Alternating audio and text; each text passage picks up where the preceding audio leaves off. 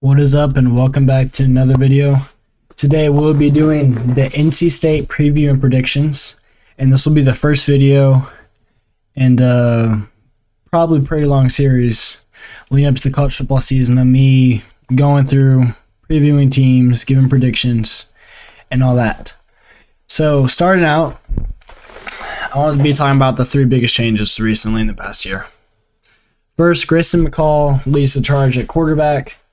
Grayson McCall was a very good player at Coastal Carolina, transfers over to NC State.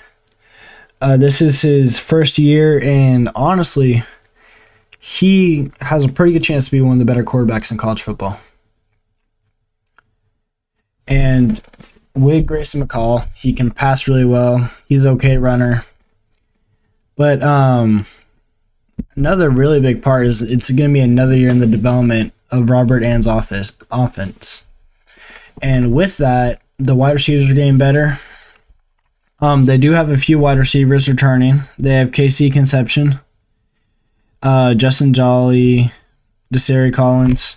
They are also gaining a wide receiver from Ohio State, Noah Rogers, who is a redshirt freshman. And he is a very good player. Look forward. He could be definitely a breakout player in their offense. And while their offense can be really good, you also have to look. Peyton Wilson, amazing linebacker. He is now in the NFL. He has left, and now they have a gap. So there's a lot of questions about who's going to replace him. It could be Caden Fordham, Sean Brown. It could be quite a few people. It could also be Devin Betty. So I feel like Devin Betty might start just because he's a senior, but we'll look for that. And honestly, this year should be a win now year. They should win. They got in a pretty good recruiting class. They got some good players. Yeah, this is a team that you would expect to at least make a push for the ACC championship. And if they don't, I don't know if it's going to be a failure season, but I don't know if it's going to be as successful as their AD would like. But now going to their depth chart, anybody who's in bold is a return starter. So you have Grayson McCall. You have Jordan Waters, who is a senior, so he's been there for a while. You also have the wide receivers, Zachary Collins, Noah Rogers, who is the transfer. Casey Conception, who's looking to have a breakout year, and he had the Rookie of the Year last year, so he should be pretty good. And Justin Jolly. At tight end, you do have Dante Daniels. He's been with them for 3 years, so hopefully he has had time to learn this offense. Now their O-line has four return starters, so that should definitely help them a lot. You have Anthony Belton, Jakaris Peak, Timothy McKay, Anthony Carr Jr., and then you have Zeke Curl, who is this is going to be his first year starting, but he's also a senior.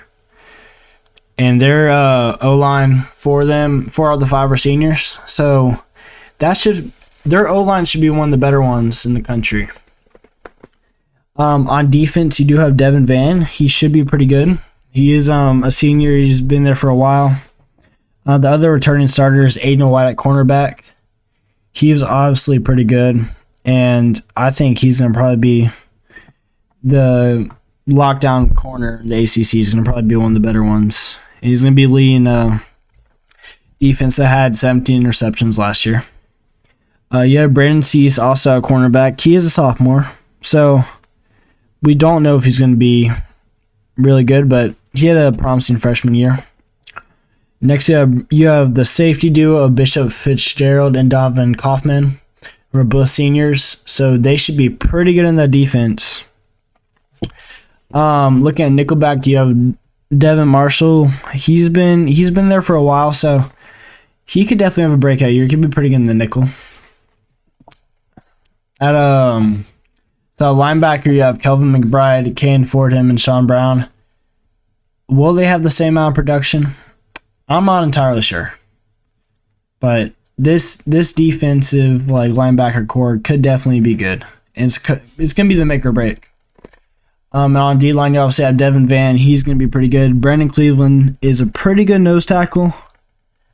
I watched some of him. He's a junior. I hear a lot of good praise about him.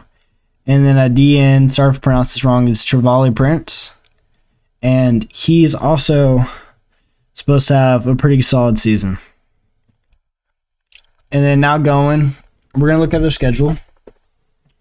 Their home games are Western Carolina, Tennessee, Louisiana Tech, Northern Illinois, Wake Forest, Syracuse, Stanford, and Duke.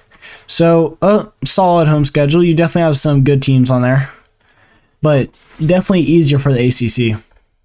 And for away, you have to go at Clemson, at California, at Georgia Tech, and at North Carolina. So that their away schedule is pretty brutal. You have to fly across the country. You have to go to Clemson, who is always pretty solid with Dabo. You have to go to Georgia Tech with Haynes King, and he's supposed to have a pretty good season this year.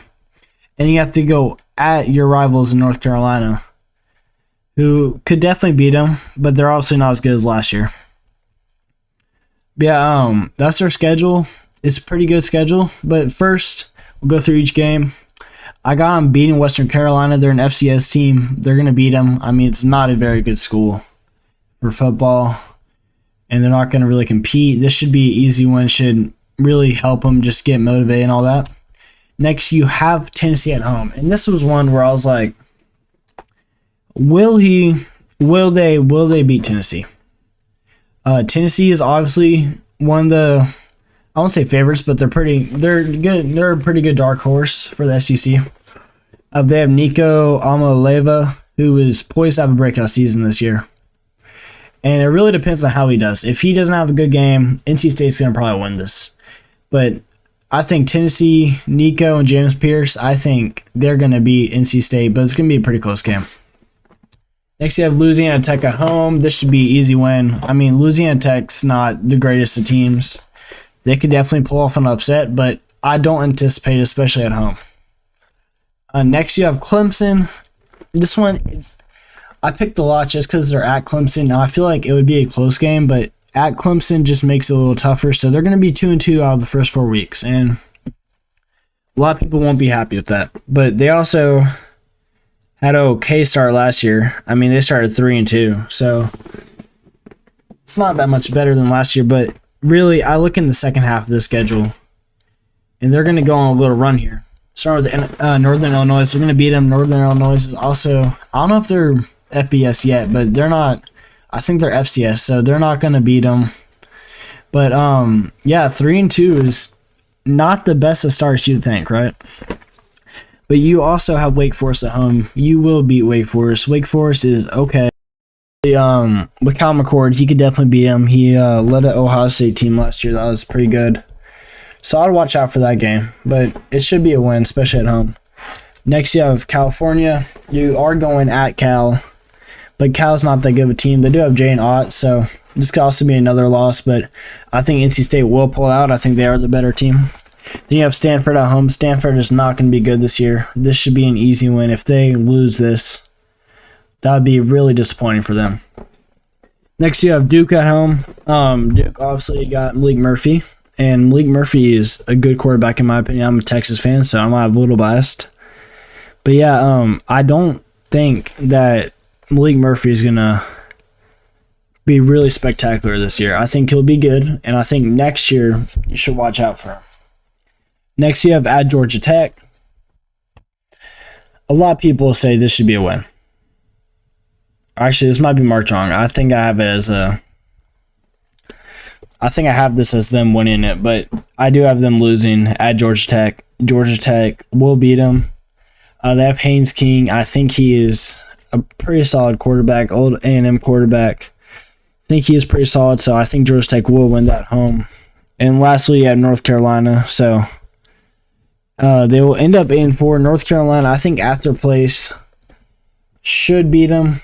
I mean, but this is a game NC State could definitely pull off. But I just think with the rivalry game at North Carolina, you just won't know. But yeah, thank y'all for watching this video. If y'all enjoy it, make sure to like and subscribe. It really helped me out, and I'm going to plan on making this a series. So hope y'all enjoyed, and have a good day.